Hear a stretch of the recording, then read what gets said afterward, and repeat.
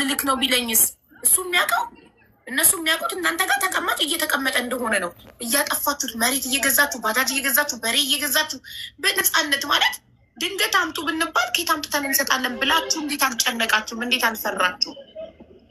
ትልቅ ብር ነው። ትንሽ ብር ቢሆን ችግር የለም። ይህ የምግብ የሆነ ነገር ቢሆን እሺ፣ ትልቅ ነገር ነው። በማንኛውም ሰዓት አምጡ ልንልክ ነው ይሉናል ብላችሁ እንዴት አላሰባችሁ? ወይንስ አንቺ ወደ እንግሊዝ ልትሄጂ ስለሆነ መክያን በፈለግኩ ሰዓት እጄን ሰጥቼ እገባለሁ በድንገት እሄድባቸዋለሁ ብላ ወደ እንግሊዝ ደግሞ እንደዚህ ነገሮችን ጨራርሼ ወይም ደግሞ ሁሉን ነገር እንትን ብዬ ተዘጋጅቼ አይደለም የወጣሁት። ምክንያቱም እሷ ብሩን እንትን ብላ ወደ እንግሊዝ ልትሄድ ብላለች።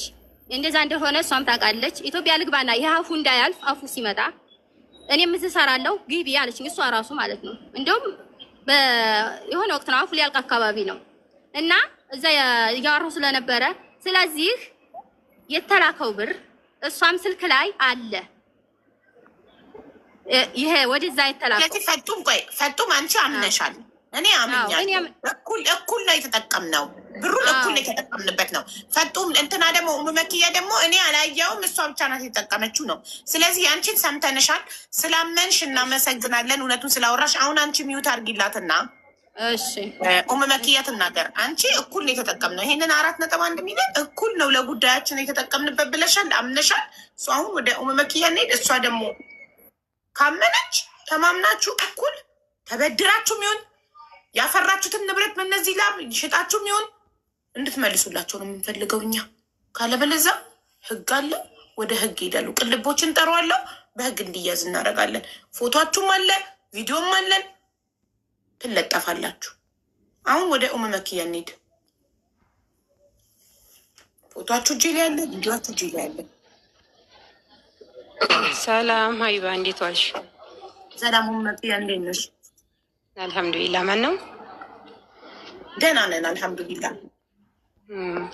እንግዲህ ፈጡን ሰጥቷታል። እውነቱን ዝቅዝቅ አድርጋ አውርታለች፣ ያደረጋችሁበትን ነገር ሁሉ።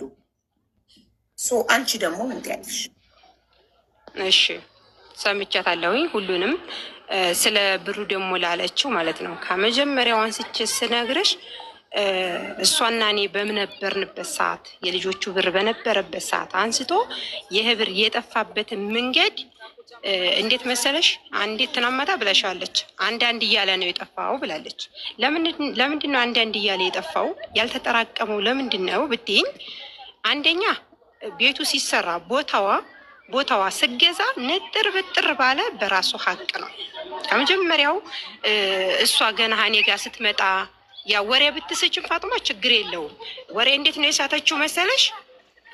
ለአራት ነው የምንኖረው ላለችው ሙሉ ቤቱን የያዝነ እነዛ ልጆች እሷ ጋራ ሊኖሩ የመጡት ልጆች በሆነ በቤት ኪራይ ሌላ ሰው የ60 ብር ቤት የ90 ብር አድርጎ ሊሰጣቸው ሆነና ያን ብር ደግሞ እኔ እንዳትበላ ብዬ እነዛ ልጆች እኔ ነገሩኝ። በኋላ ሲነግሩኝ ነገር እንደማላበርድ ያውቃሉ።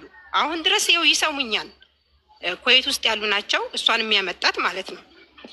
እሱ ሳይሆን ጓደኛው ጋር ሆኖ የ60 ብር ቤት ሊይዙላት አሉና 90 ብር እንበላቸው አሉ ጓደኞቿ። እንግዲህ ብር ሊያዋጡላት የነበሩት ማለት 90 ብር አለኝ ብላሽ የለ።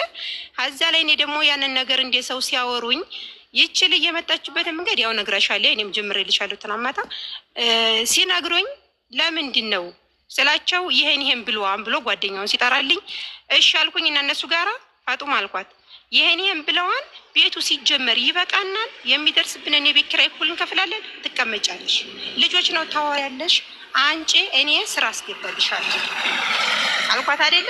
እሺ አለች። ምንም ቀኝ ግራ አላለችም። እሺ አለኝ። ማሻአላ ልጆች ጋራ ትግባባለች፣ ታመጣለች። እኔም በአግባቡ ስራዋን አስገባላታለሁ። ለስንት ያህል ቢያንስ እስከ 3 አመት በላይ ልበለው። በዛን ሰዓት እንግዲህ የቤት ኪራይዋ፣ አስቤዛዋ፣ ሁሉ ነገሯ እራሷን ችላ ማለት ነው የምትኖረው፣ እኔም የምኖረው። ይሰማል? አዎ ይሰማል። መክያ እኔ አይሰማም ካላልኩሽ እየሰማንሽ ነው። እሺ አታቋርጥ።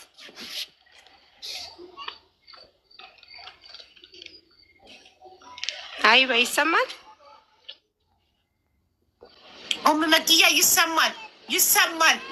እኛ አይሰማም ካላልን እየተሰማን ነው ማለት ነው። እሺ እሺ እሺ ሀይባዬ ከዛ እንደዛ ብለን ስንኖር እነዛ ጓደኞቿ ተይዘው ሄዱ። እንዲያለችሽ ተይዘው ሄዱ። እኔ እና እሷ ብቻ ቀረን።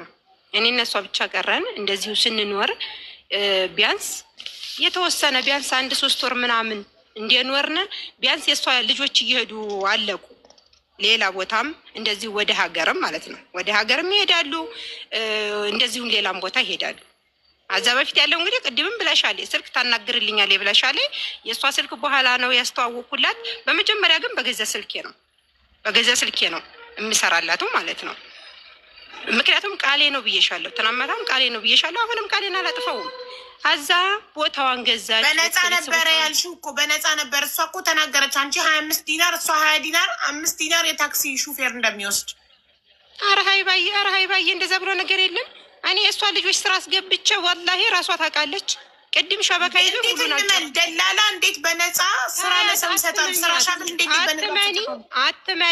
አትመኒያት። ስሚኝ፣ ገብቶሻል? ለምን የሚያቀኝ ያቀኛል። ገባሽ? የሚያቀኝ ያቀኛል። እንኳን የእሷ ልጆች እኔ ቤት ተቀምጣ ጎረቤቶችን ልጆች ሳስገባ እኮ ማለት ነው 10 ብር ወስዳለይ 10 ብር እየወሰደ ነው ስራ የምታስገባልኝ ካለ ይኸው እዚህ አሽቅል ባህር ከምትለው ያክስቷ ልጅ አለ የሆኑ ልጆች አሉ። እነሱ ጀምሮ ይንጡና ይመስክሩብኝ። እውነት እኔ ስራ ሰጥቼ 10 ብር ወስጄ ከሆነ ማለት ነው ያወቀ ያቀኛል። እሷ አይደለችም እና ማለት እንኳን እሷ ይሄን ብዬ ውል ፈጅቼ ያመጣኋል ልጅ ቀርቶ ማለት ነው። አሽቅል ባህር ጠይቂያት። ስራ አስገብቼላት ለእሷ 5 ሳንቲም ወስጄ ከሆነ ትንጣናየው እያዳመጠች ነው ትመስክርብኝ። አዎ ትወስጃለች ትበለኝ። እንደዚህ አይነት ነገር የለም እኛ ጋር፣ በተለይ እኔ ጋር የለም። እልሙህም እዛ ደረስነ። በኋላ እነዛ ልጆች ሄዱ። እነዛ ልጆች ሲሄዱ በምን ምክንያት እኔ ጋራ 2018 አካባቢ ማለት ነው በፈረንጆች እንግዲህ 2018 አካባቢ እንዴት እኔ ጋር እንደተቀላቀልነ እሷ ለራሷ መልስ የላትም፣ እኔም መልስ የለኝም። 3 ልጆች ቀሯት። የ2 ሰው ብር ነበረባት ምናምን አለኝ። ያሉ ልጆች እኮ ካድሮ አንስቶ ሲቺ ፀሐይ እኮ 10 ዓመት ሆነኝ እሷ ጋር ብላሻለች አይደል እንዴ? ለምን ገሌና ገሌና የቀረ ነው አይባልም? ሀኛ ቤት ያሉ ልጆች ለምን አይመሰክሩብኝም? አዎ ሰሚራ ልጅ የላትም ነበረ ተብሎ ለምን አይመሰከርብኝም? አይደል እንዴ? እኔ የማመጣቸው ልጆች ግልጽ ናቸው። እሷ የምታመጣቸው ልጆች እሺ ነገሌ ትበለኝ ሀቢባ እነገሌ ትበልና እነዛ ልጆች ታንጣብኝ ወይ የኛ ቤት ልጆች እስቲ ይመስክሩብኝ፣ የገዛ ልጆች ይመስክሩብኝ። እገሌ የሚባል የለማ። ገብቶሻል? እልሙህም እንደዛ ሆነ።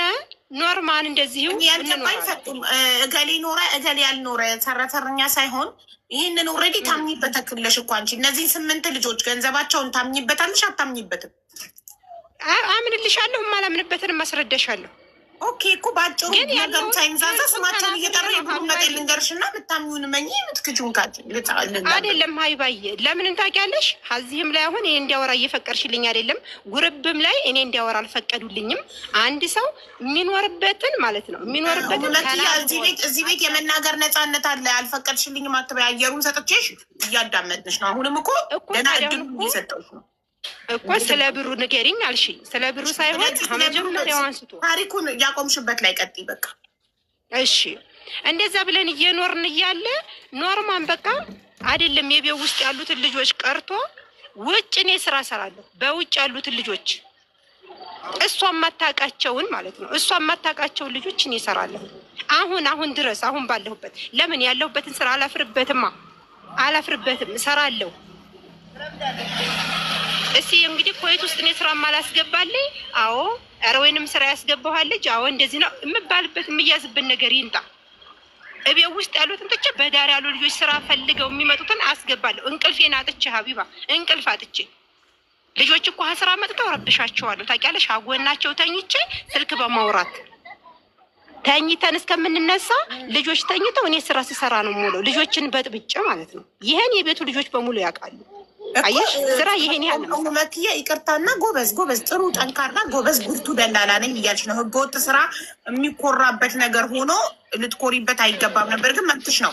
ግን አንድ ነገር ልንገርሽ፣ ልጆቹን ከምትረብሻቸው ስልክ ስታወሪ ሌላ ተጨማሪ ክፍል ለምን አትከራይም? በወር በአንድ ሰራተኛ 30 ሺህ ብር እያገኛችሁ በአንድ ሰራተኛ በወር 30 ሺህ እያገኛችሁ ያ ሰራተኛ እዛ ቤት 5 ዓመት ከሰራ ለ5 ዓመት ሙሉ በየወሩ 30 ሺህ ብር ታገኛላችሁ። ስለዚህ በወር ይሄን ያህል እየሰራችሁ 10 ሰራተኛ እንኳን በቀላሉ ቢኖራችሁ እኮ በወር 300 ሺህ ብር ነው የምታገኘው።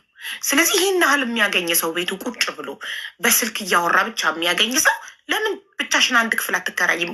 ሰራተኞቹን ሌላ ክፍል እያሳደርሽ እንዳትረብሻቸው ለሊክስ ስታወሪ በቂ ገንዘብ አለ። አንድ ክፍል ደግሞ ለብቻሽ መከራየት ትችይ ነበር፣ አጠገባቸው ተኝተሽ እያወራሽ ከምትረብሻቸው። ኔትወርኩን አቃላት ትግባ ተመልሰ ጎጥ ስራ የሚኮራበት ሆነ በአደባባይ። ቅድስቷም ቤተሰቦች አካውንታቸው ቢፈታሽ የማፍርበት አይደለም ማለት ፈጡምም። እሷም ስራዬን አላፍርበትም። ህጋዊ እኮ አይደለም ስራችሁ። ልጆችን ከኮንትራት ቤት አስጠፍቶ ጭራሽ እኮ አፍሪካዊ ምን ታስጠፋላችሁ? አሁን እናስጠፋለን እና ልጆችን ከኮንትራት ቤት በህጋዊ መንገድ በኤጀንሲ የሄዱ ልጆችን ከኮንትራት ቤት አስጠፍቶ ህገወጥ ስራ ማስገባት እኮ ህገወጥ እኮ ነው ስራው። በህገወጥ ስራ ይኮራል እንዴ? ስቤሻለሁ።